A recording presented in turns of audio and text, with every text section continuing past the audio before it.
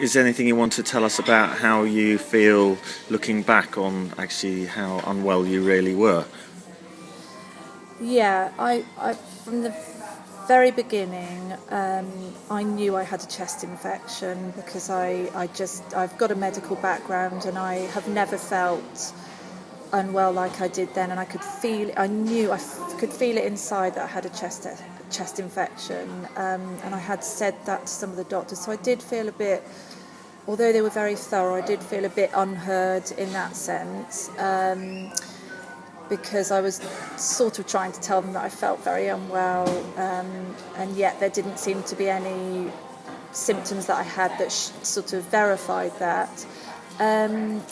My main concern actually was the kids, because I was told that I just had bronchitis and I'd feel better. I then proceeded to drive down to Crawley, which is a good sort of 3 hours from our house, and that's where I started vomiting. So I was stuck in Crawley with one of our children, who's 10, who witnessed me being incredibly unwell all night, and then I had to drive back with her in the car, vomiting every sort of 10 minutes.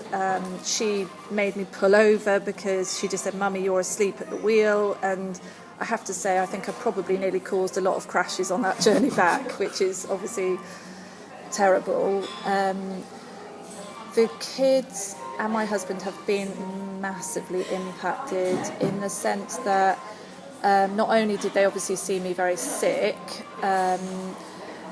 they actually didn't know to start with whether I was going to recover. They felt it was that I was that ill, and I have to say, on reflecting back to the events, I just do thank my lucky stars I am alive.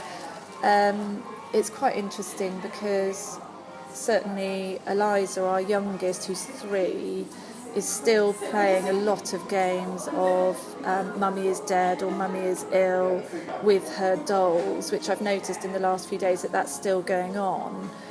And the impact when I was in hospital was quite bad for certainly one of our middle children, who's 6.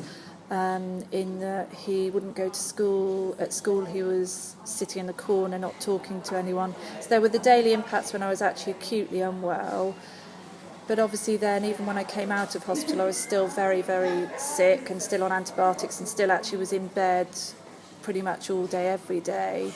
So there was the impact on my husband with work. My mum had to give up a lot of her time because I physically couldn't do anything. So yeah, that went on for quite a few weeks, and this all happened 3 months ago, and it's only been in the last sort of couple of weeks that I've actually felt like I'm vaguely back to normal.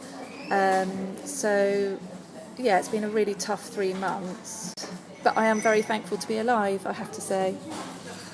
Rachel, thank you for spending this time with us and sharing your story. Thank you.